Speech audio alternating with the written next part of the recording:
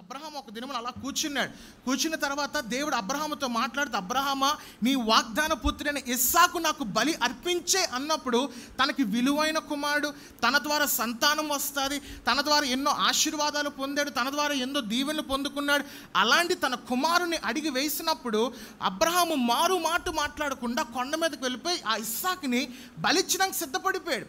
విలువైన దానికి దేవునికి ఇవ్వడానికి సిద్ధపడిపోయాడు. ఈరోజు మన జీవితంలో ఏదన్నా దేవుడు విలువైనది అడిగినట్లయితే, మనము ఇచ్చినట్లయితే దానికన్నా అధికమైన దీవెన నా ప్రభు కలుగు చేస్తాడు. హల్లెలూయా. బాధపడతారు చాలామంది కూడా, ఏంటంటే నా విలువైనవన్నీ ఇచ్చేయమంటారా, నా విలువైనవన్నీ కూడా దేవునికి సమర్పించుకోమంటారు. ఎస్, దేవుడు అడిగినట్లయితే, దేవునికి మనం ఇచ్చినట్లయితే దానికన్నా శ్రేష్టమైనది మనం పొందుకుంటాం, దానికన్నా గొప్పది మన జీవితంలో మనం పొందుకోగలం. యోబు జీవితంలో కూడా ఎప్పుడైతే ఆ అపవాదిగాడికి ప్రభు తండ్రికి జరిగిన ఆ సంభాషణలో ఒకటి చేస్తున్నాడు అపవాదిగాడు, ఏంటంటే యోబుకి సమస్తాన్ని నేను లాక్కుంటాను, యోబుకి సమస్తాన్ని నేను తీసివేసేస్తాను. ఈ వ్యక్తి ఆ సమస్తము కోల్పోయినప్పుడు ఏ విశ్వాసంతో దాన్ని నేను పరీక్షిస్తాను అనగానే ప్రభు వెంటనే దానికి సెలవిచ్చాడు. సరే నువ్వు చెయ్యి అనగానే 4 దిక్కుల నుంచి 4 భయంకరమైన వార్తలు వచ్చాయి. ఒక దగ్గర ఏమొచ్చి నీ ఒంటిలు కాలిపోయిన వచ్చాయి, ఒక దగ్గర నీ గొర్రెలన్నీ కూడా పోయాయని చెప్పేసి వచ్చాయి, దాని తర్వాత పిల్లలు చనిపోయారని వచ్చింది.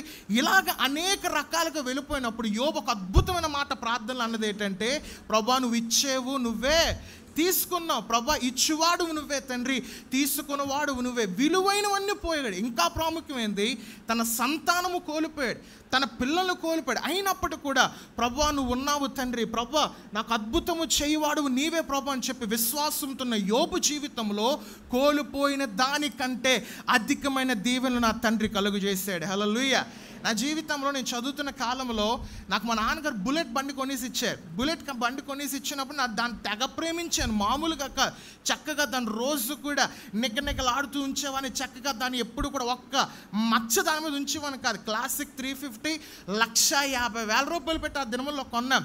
దేవుని కృపను బట్టి అబ్బా మంచి బండి వచ్చింది, అంతా బాగుందన్న సమయంలో కరోనా వచ్చింది. ఏంటి వచ్చింది?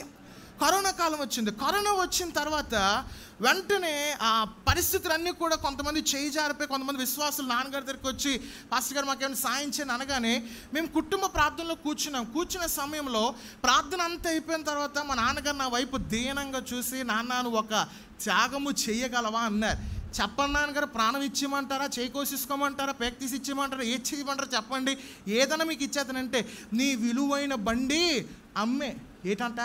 విలువైన బండి దయచేసి అమ్మే, బుల్లెట్ని అమ్మే అనగానే ఇంకా సరే నాన్నగారు చెప్పారు అన్న మాట నేను ఎప్పుడు కూడా మొదట్లో చాలా బాధపడిపోయాను.